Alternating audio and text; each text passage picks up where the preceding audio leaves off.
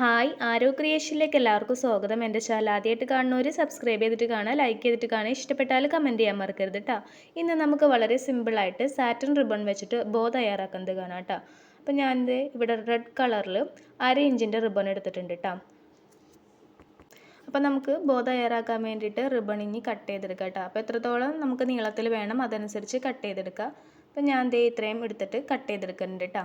അപ്പോൾ നമ്മൾ ഇത് എടുത്തത് ഏകദേശം ഒരു 17.5 ഇഞ്ച് വരുന്നുണ്ട് കേട്ടോ. അപ്പോൾ നമുക്കതൊരു ടേപ്പ് വെച്ചിട്ട് ഞാൻ കാണിക്കാം. ഒരു 17.5 ഇഞ്ച് വരെ എടുത്തിട്ടുണ്ട്. നമുക്ക് ഇത്ര തന്നെ വേണമെന്നില്ല കേട്ടോ. നമുക്ക് കൂടുതൽ വേണമെന്നുണ്ടെങ്കിൽ അതിലും കൂടുതൽ എടുക്കാം, കുറച്ച് മതി എന്നുണ്ടെങ്കിൽ കുറച്ചായിട്ട് എടുക്കാം.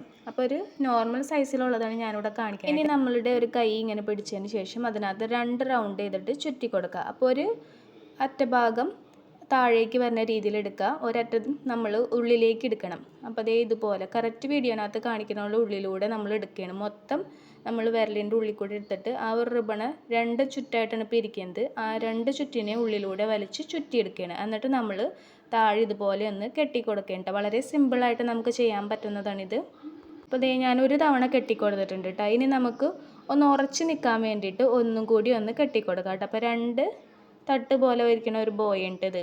അപ്പോൾ നമുക്ക് ഇതുപോലെ ഒന്നും കൂടി ഒന്ന് കെട്ടി കൊടുക്കാം, എന്നാലേ നന്നായിട്ടൊന്ന് ഉറച്ച് നിൽക്കുകയുള്ളൂ കേട്ടോ. അപ്പോൾ ഇത്രേ ഉള്ളൂ കേട്ടോ. നമ്മൾ കെട്ടൽ കഴിഞ്ഞിട്ടുണ്ട്. ഇനി നമുക്ക് അതിൻ്റെ അറ്റഭാഗത്ത് 2 വള്ളികൾ പോലെ താഴേക്ക് കുറച്ച് നമ്മൾ എടുത്തിട്ടുണ്ടല്ലോ, അതിനെ ഒന്ന് കട്ട് ചെയ്തെടുക്കുക ഷേപ്പ് ആക്കിയിട്ട് കേട്ടോ. അപ്പോൾ അതേ നന്നായിട്ടൊന്ന് ടൈറ്റ് ചെയ്ത് മുറുക്കി കറക്റ്റായിട്ട് ഞാൻ വെച്ച് കൊടുത്തിട്ടുണ്ട്. അപ്പോൾ ഇതുപോലെയാണ് നമുക്ക് കിട്ടിയിരിക്കുന്നത് കേട്ടോ. അപ്പോൾ ടൈറ്റ് ചെയ്യുമ്പോൾ നമ്മൾ രണ്ടും ഒരേ വലുപ്പത്തിലായിട്ട് നോക്കിയിട്ട് വേണം ടൈറ്റ് ചെയ്തെടുക്കാൻ വേണ്ടിയിട്ട്. അപ്പുറത്തും ഇപ്പുറത്തും ഒരേ സൈസായിട്ടല്ലേ എന്ന് നോക്കുക. ഒരെണ്ണം ചെറുതായിട്ട് ചിലപ്പോൾ ഇരിക്കും. അപ്പോൾ അങ്ങനെ വരുമ്പോൾ ഒന്ന് വലിച്ചൊന്ന് കൊടുത്താൽ മതി. അപ്പോൾ കറക്റ്റായിട്ട് കിട്ടും കേട്ടോ. ഇനി നമുക്ക് താഴെ ഭാഗം കട്ട് ചെയ്തെടുക്കാം. അപ്പോൾ ഞാനിവിടെ അടിഭാഗത്ത് ഒരു വി ഷേപ്പിലാണ് കട്ട് ചെയ്തെടുക്കുന്നത്. അപ്പോൾ ദേ ഇതുപോലെ ഞാൻ കട്ട് ചെയ്തെടുത്തിട്ടുണ്ട്. ഇതുപോലെ തന്നെ നമുക്ക് അപ്പുറത്തെ ഭാഗവും കട്ട് ചെയ്തെടുക്കണം കേട്ടോ. അപ്പോൾ ആദ്യം നമുക്കിത് കട്ട് ചെയ്തെടുത്തിട്ട് അപ്പുറത്തെ ഭാഗവും കട്ട് ചെയ്തിട്ട് കാണാം കേട്ടോ. അപ്പോൾ നമുക്ക് ഇവിടെ ഈ ഒരു ഷേപ്പിൽ മാത്രം കട്ട് ചെയ്യണമെന്നില്ല കേട്ടോ. നമുക്ക് ഇഷ്ടമുള്ള ഷേപ്പിൽ ഈ അടിഭാഗത്ത് കട്ട് ചെയ്യാവുന്നതാണ്. ഞാനിപ്പോൾ ഇതുപോലെ കാണിച്ചു എന്നുള്ളൂ. ഇനി അപ്പുറത്തെ ഭാഗത്തും ഇതുപോലെ ഞാൻ കട്ട് ചെയ്തെടുത്തിട്ടുണ്ട് കേട്ടോ. അപ്പോൾ ദേ ഇങ്ങനെ നമുക്ക് കിട്ടിയിട്ടുണ്ട്. ഇനി ഇങ്ങനെ കട്ട് ചെയ്ത് കഴിഞ്ഞിട്ടുണ്ടെങ്കിൽ നമ്മൾ പ്രത്യേകമായിട്ട് ചെയ്യേണ്ട കാര്യമാണ് ഉരുക്കി കൊടുക്കണം കേട്ടോ.